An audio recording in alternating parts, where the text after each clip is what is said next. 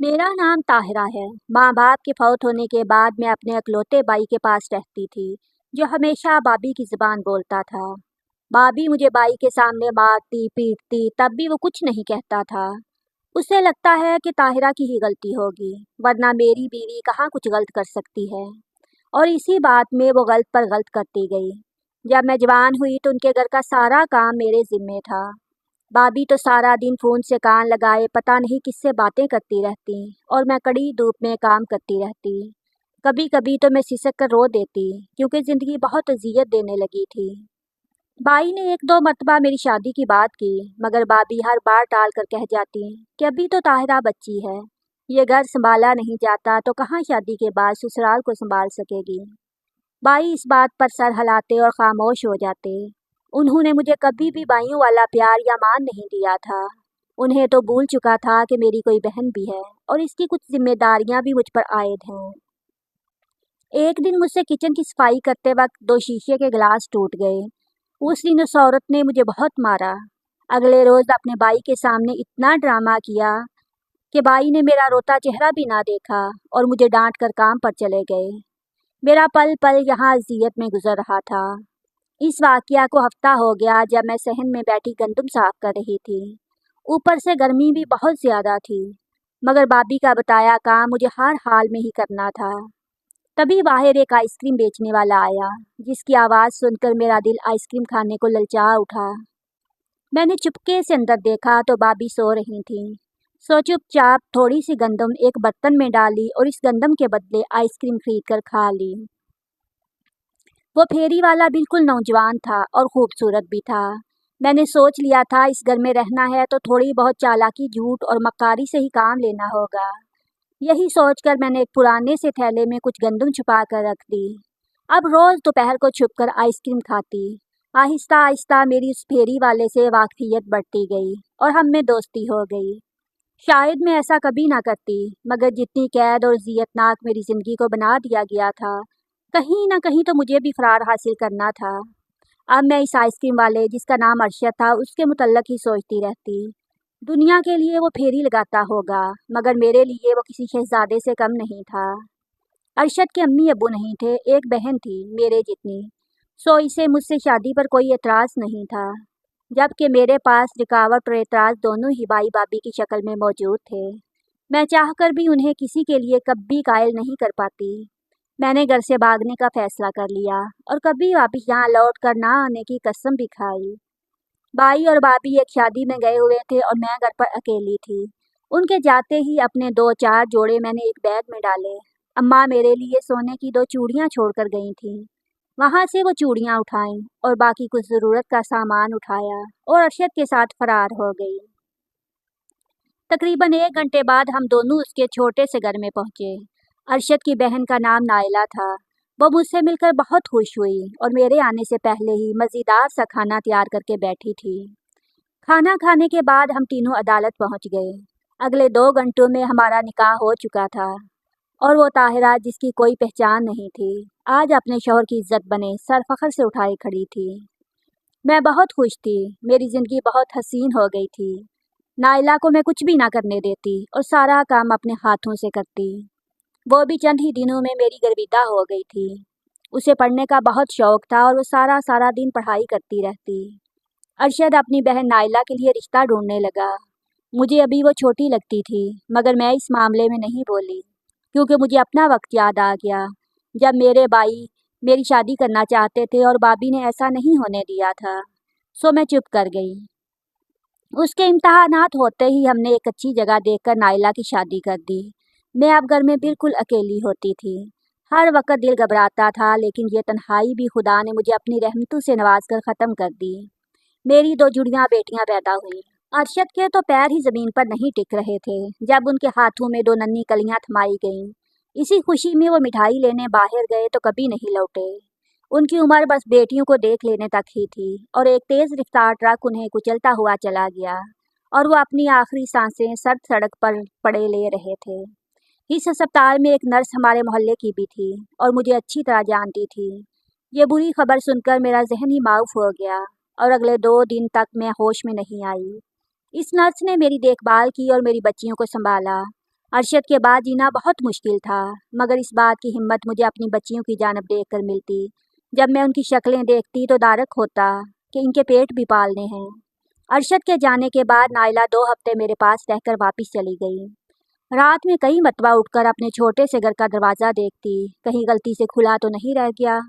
अगर छत पर कभी बिल्लियाँ भागती तो शोर पैदा होता, जिसके बाद मैं पूरी रात जागते हुए गुजार देती। दिन के उजाले में भी घर के दरवाजे को ताला लगा कर रखती। बच्चियाँ छोटी थी, उन्हें मैं घर पर छोड़कर नहीं जा सकती थी। अपनी माँ की 2 चूड़ियाँ जो मैं घर से भागते वक्त उठा लाई थी, करीब ही एक सुनारे को बेच दी। वो चूड़ियाँ अच्छे वक्तों की बनी हुई थी, जिनका मुझे अच्छा खासा मुआवजा मिल गया, जो मेरे इस बुरे वक्त के लिए काफ़ी था। घर में ज़रूरत का हर सामान तो मौजूद ही था, बस खाने पीने की फ़िक्र थी, सो मैं इन पैसों में से ही सारा खर्चा पूरा करती। ऊपर से नाइला भी वक्तन फ़वक्तन मुझे पैसे देती रहती। वो पैसे लेने का मेरा दिल तो नहीं करता था, मगर जब तक बच्चियाँ बड़ी नहीं हो जाती तब तक मुझे घर रहकर ही उनका ख्याल रखना था। जब बच्चियाँ साल भर की हुईं तो अपनी गली में ही एक घर की सफाई करने लगी। दोनों बच्चियों को सुबह सोते छोड़कर मैं जल्दी से सारा काम कर आती। जैसे तैसे करके जब बच्चियाँ 3 साल की हुईं तो अब हमारा खर्चा भी बढ़ चुका था और घर बैठने से भी गुजारा नहीं था।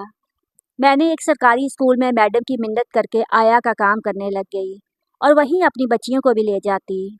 अभी चूंकि वो छोटी थी, पढ़ लिख नहीं सकती थी, लेकिन सारा दिन मेरी नज़रों के सामने रहती और मैं उनका ख्याल करती। अरशद की ख्वाहिश थी कि उसके बच्चे बहुत ज़्यादा पढ़ें और ख़ुद को इस ज़िंदगी से निकलकर पढ़े लिखे लोगों की ज़िंदगी में शामिल करें। मेरी बच्चियां अब 4 साल की हो चुकी थीं। एक रोज़ मैं ऐसे ही स्कूल में बच्चों को संभाल रही थी जब भाभी वहाँ आई। तब मालूम हुआ कि उनकी बेटी भी यहीं पर पढ़ती है। मुझे देखते ही वो सीधा मेरी तरफ आई और बड़े स्कूल के सामने मेरे मुंह पर थप्पड़ लगाकर गालियां निकालने लगी। वो बच्चों की ब्रेक का वक्त था और पूरा स्कूल मेरी इस बेइज्जती का गवाह था। भाभी ने सिर्फ इसी पर इक्तफा नहीं किया, बल्कि मेरी पिछली सारी ज़िंदगी को वहाँ खड़े तमाम बच्चों के सामने तार तार कर दिया। मेरी बच्चियाँ भी इन्हीं सब बच्चों में खेल कूद रही थीं। भाभी के थप्पड़ लगाते ही मेरे पास आ गईं। इस औरत ने मुझ पर जितने इल्ज़ाम लगाने थे लगा लिए, लेकिन मेरी बच्चियों को देखते ही बढ़कर उन्हें भी मारने लगी। लेकिन शुक्र है इस तमाशे की खबर किसी ने मैडम को कर दी। वो खुद ही बाहर आ गई और इस मज़ीद बढ़ते तमाशे को रोककर मुझे और भाभी को अपने दफ्तर में बुला लिया। भाभी ने वहाँ भी कोई शर्म या लिहाज नहीं रखा और चिल्ला चिल्ला कर मेरी किरदार कशी करती रही, जबकि मैं चुपचाप एक जानब अपनी दोनों बच्चियों को लेकर खड़ी थी। फिर वही हुआ जो होना तय था। मैडम ने भाभी की बेटी को स्कूल से निकाल दिया। इनके मुताबिक वो ऐसी औरत की बच्ची को तालीम नहीं दे सकती जिसकी माँ को ही तालीमी इदारे की इज्जत का ख्याल ना हो। साथ ही मुझे भी नौकरी से निकाल दिया। एक मर्तबा फिर इस औरत ने मेरा सहारा छीन लिया, मेरी बच्चियों के हलक में उतरते नवाले छीन लिए। इसे तो और बहुत से स्कूल मिल जाने थे अपनी औलाद के लिए, मगर मेरा और मेरी औलाद का क्या बनना था। वापसी के कदम उठाते हुए बस इसी तरह के सवाल मेरे जहन में गर्दिश कर रहे थे। मैं चुपचाप घर वापस आ गई, लेकिन यही तो खुदा की कुदरत है। जब आपके लिए एक रास्ता बंद हो रहा हो तो दूसरा खुद ब खुद ही खुल जाता है। शाम को मेरी नंद नाइला मुझसे मिलने चली आई। मैंने हमेशा इसकी खूब आवभगत की थी, क्योंकि मेरी मरहूम अम्मा कहती थी, मेहमानों को अपनी बिसात से बढ़कर खिलाओ ताकि उनके हिस्से की बरकत भी तुम्हारे खाने में दाखिल हो जाए। सो मेरे पास जितने पैसे थे उनसे जाकर मैं गोश्त ले आई और तंदूर से रोटियां बनवा लाई। मुझे ये फिक्र नहीं थी कि कल हम क्या खाएंगे, क्योंकि रिस्क का वादा खुदा ने खुद किया था, सो ये मेरी परेशानी का हिस्सा नहीं था। भाभी, मैं कुछ कहना चाहती हूँ, अगर आप मेरी बात का मान रखें तो। नाइला ने ऐसी बात तो कभी भी नहीं की थी, सो मैं भी उसके करीब हो गई। हाँ नाइला बोलो, आज तक तुमने ऐसे तो कभी इजाज़त नहीं मांगी। भाभी, आपको बुरा भी लग सकता है या यकीनन लगेगा, मगर आपकी हालत देखकर मुझसे रहा नहीं जाता। मैंने उसे साफ साफ बात करने का कहा कि बिला वजह पहेलियां मत बुझवाओ और जो कहना चाहती हो वो कहो, जिस पर वो धीरे से बोली, भाभी आप शादी कर लें, मेरी नज़र में रिश्ता है। नाइला की इस बात पर मैं जहाँ थी वहीं साकत हो गई। भला अरशद के जाने के बाद मैं किसी और से शादी की ख्वाहिश कैसे कर सकती हूँ। देखो नाइला, तुम मेरी पूरी ज़िंदगी से वाकिफ़ हो, मगर मैंने ऐसा कभी सोचा है, ना ही मुझे कोई ख्वाहिश है। भाभी, मुझे पता चला है कि आपको स्कूल से निकाल दिया गया है। इसी स्कूल की एक उस्तानी मेरे मोहल्ले में रहती है। अपने बच्चे को उसके पास ट्यूशन छोड़ने गई तो उसने बताया था, इसीलिए मैं बागी बागी आपके पास चली आई। अब आपके मेके वाले इसी शहर में रहते हैं, बहुत बार उनसे आपका टकराव भी होगा, फिर ऐसे में आप अपनी बच्चियों की अच्छी तरबियत कैसे कर सकेंगी? नायला की बात में दम ज़रूर था, मगर मैं दूसरी शादी करके अपनी बच्चियों का मुस्तकबिल का ख़तरा नहीं मोल ले सकती थी। जो भी था, जैसे भी था, मुझे इसी तरह रहना था। नायला, तुम्हारी बात तो दुरुस्त है, मगर मैं शादी नहीं कर सकती। हाँ, अगर किसी दूसरे शहर मुंतकिल होने का मौका मिला तो एक लम्हा ज़ाया नहीं करूँगी। मेरी बात पर वो चुप हो गई और घर वापस चली गई। लेकिन अगली सुबह चहकती हुई दोबारा मुझसे मिलने आ गई और बोली, देखे भाभी, जब इंसान उजले दिल से कुछ करने का अहद कर लेता है तो कुदरत उसके लिए खुद रास्ते बनाती है। मेरे शौहर को उनके जानने वालों ने एक औरत का कहा है जो एक यतीम खाने में बच्चों को संभाल सके, उसे वहीं रहाइश मिलेगी और तनख्वाह भी गुजारे लायक है। मगर सबसे अच्छी बात यह है कि नौकरी दूसरे शहर में है। अब आप एक दफ़ा वहाँ चली जाएं तो देखिएगा मज़ीद राहें भी खुल जाएंगी। मैंने रब का शुक्र अदा किया और अगले रोज़ ही हम दूसरे शहर में थे। अब तो बच्चियों का भी मसला नहीं था और मुझे इस नौकरी का तजर्बा भी था। मैंने यतीम खाने में नौकरी करना शुरू कर दी। मेरे हिस्से में छोटे छोटे बच्चे आए थे जिनकी देखभाल मैं बड़ी तवज्जो से करती थी। अदारे वाले मेरे काम से बहुत खुश थे। यतीम खाने में रहाइश भी फ्री थी और तनख्वाह भी थी। सिर्फ खाने का खर्च था, वो भी भला हम इतना कितना कर लेते हैं आखिर। दिन अच्छे गुजरने लगे और मैंने अपनी बच्चियों को स्कूल में दाखिल करवा दिया। मुझे यकीन था कि एक रोज़ मेरी दोनों बच्चियां कुछ ना कुछ बनकर ही दम लेंगी। बिलाशुबा मैं पढ़ी लिखी नहीं थी, मगर मुझे बहुत शौक था अपनी बच्चियों को पढ़ाने का। सो रोज़ शाम के वक़्त उनके बस्ते खुलवा कर उनसे होमवर्क करवाती या उन्हें लिखते हुए देखती तो बेख्तियार मेरी आंखें भीग जाती और मुझे अरशद की याद सताने लगती। सब कहते हैं बेवा है जी लेगी, मगर मैं आप सबको बताती हूँ, बेवा या तलाक याफ्ता दोनों के लिए जीना बहुत मुश्किल होता है। वो हर रोज़ पल पल मरती हैं और पल पल जीती हैं। बात बात पर उन्हें अपने माजी का कोई ना कोई किस्सा या जुमला याद आता है। अरशद की अचानक मौत पर तो मैं बिल्कुल पागल ही हो गई थी, मगर अब जाकर कुछ संभली तो अपनी बच्चियों की प्यारी प्यारी हरकतें देखकर फिर से उसकी याद आती। ऐसे ही करते करते मेरी बच्चियां कब बड़ी हो गई पता ही ना चला। स्कूल के बाद मैंने उनका दाखिला एक दस्तकारी कॉलेज में करवा दिया, जहां उन्हें तालीम के साथ सिलाई कढ़ाई का काम भी सिखाया जाता। मैं अभी भी यतीम खाने में काम करती थी। अपने शौहर अरशद का घर मैंने अपनी नन नाइला को दे दिया था। मैं कैसे उसकी चीज़ पर अपना हक जमाती? उसके शौहर ने कारोबार करना था तो उसे भी ज़रूरत थी। मेरी बच्चियां तो बड़ी हो गईं, मगर मेरी तनख्वाह सिर्फ चंद सौ रुपये की बढ़ने के बाद वहीं की वहीं थी। साथ ही अखराजात और महंगाई ने भी नाक पर दम करके रखा था। मेरी बेटियों का कॉलेज वहाँ से दूर था, उन्हें लेने के लिए वैन आया करती थी। वैन की सबसे अच्छी बात यह थी कि ड्राइवर एक औरत थी जो बच्चियों को घर से ले जाती और घर ही आकर उतारती। किराया भी इस औरत का बेहद मुनासिब था। मेरी बच्चियों ने दस्तकारी कॉलेज जाने के बाद कभी मुझसे पैसे नहीं मांगे थे। जब भी मैं उन्हें पैसे देने की बात करती तो वो कहती कि उस्तानी उनसे कुछ नई सूट सिलवा लेती है और बदले में उन्हें पैसे देती है, इसीलिए उन्हें पैसे नहीं चाहिए। मुझे अपनी बच्चियों पर बहुत फ़ख्र होता था, क्योंकि रोज़ ही वो थोड़े बहुत पैसे मुझे भी ला कर देती थी। वो पढ़ाई के साथ साथ सिलाई का काम भी सीख चुकी थी, मगर रोज़ाना घर वापसी पर उनकी कमर और टांगों में बहुत दर्द होता था और वो आते ही सो जाती थीं। पहले चंद दिन तो मैंने थकावट समझकर नज़रअंदाज किया, लेकिन ये तो उनका रोज़ का मामूल बन गया था। मुझे अब हैरत होने लगी कि भला ऐसी कौन सी थकावट है जो उतरने का नाम ही नहीं ले रही। मेरी बेटियां पहले जो थोड़ा बहुत काम कर लेती थी, अब तो वो बात बिल्कुल ही ख़त्म हो गई थी। छुट्टी वाले दिन भी वो सारा दिन बेहोशी की हालत में नींद पूरी करती रहती। ऊपर से अजीब बात ये थी कि वो मुझे कुछ बताती भी नहीं थी। मेरी दोनों बेटियां अब तो रोज़ाना बहुत से पैसे लाने लगी थीं। अब मुझे पैसों वाली बात पर शक होने लगा। एक दिन मैं उनके कॉलेज चली गई, लेकिन वहाँ जाकर मालूम हुआ कि मेरी बेटियां तो कॉलेज आती ही नहीं। ये सुनकर मेरे कान साएं साएं करने लगे कि कॉलेज नहीं जाती तो कहाँ जाती हैं। मैंने सूट सिलाई वाली बात उस्तानी से पूछी तो उस्तानी बताने लगी कि भला कॉलेज में आए हुए 3 माह हो गए हैं, इन बच्चियों से हम नए सूट सिलवा कर क्यों अपनी नौकरी को खतरे में डालेंगे? कोई भी लड़की ऐसी नहीं है जो 3 माह में सूट सिलाई करना सीख जाए। मैं वापस आ गई और पूरी रात मैं जागती रही। मुझे किसी पल भी सुकून नहीं मिल रहा था। बच्चियों से मैंने कुछ नहीं पूछा कि शायद वो मुकर जाती। मैं सब कुछ अपनी आंखों से खुद देखना चाहती थी। ना जाने जब आप किसी चीज़ का इंतज़ार करते हैं तो इतनी दूर क्यों हो जाती है। वो सुबह भी बहुत मुश्किल से हुई थी। मैंने बड़ी बेटी को छुट्टी करवाई कि आज मेरी जगह यतीम खाने तुम चली जाओ। मेरी बात पर वो हिचकिचाई मगर फिर वो चली गई। मैंने उसकी जगह निकाब ओढ़ा और छोटी बेटी को लिए गाड़ी में आ बैठी। मगर उस वक़्त मेरी तो जान निकल गई जब औरत ने आधे रास्ते में वैन रोक दी और मुझे मरियम यानी मेरी बेटी समझकर एक प्याला थमा दिया। मैं पागलों की तरह इस प्याले को देख रही थी। छोटी बेटी को कुछ भी बोलने से मना कर रखा था। वो इसराबी हालत में बार बार उंगलियां मरोड़ रही थी। वो ड्राइवर औरत बोली, जाओ मरियम अपना काम शुरू करो और हाँ कोशिश करना आज ज़्यादा बीक लेकर आना, मैं तुम्हारे पैसे भी बढ़ा दूंगी। बस ये बात ताबूत में आखिरी कील साबित हुई। मैंने फौरन से नकाब पलट दिया। मुझे देखकर वो औरत तकरीबन अपनी जगह से उछल ही पड़ी।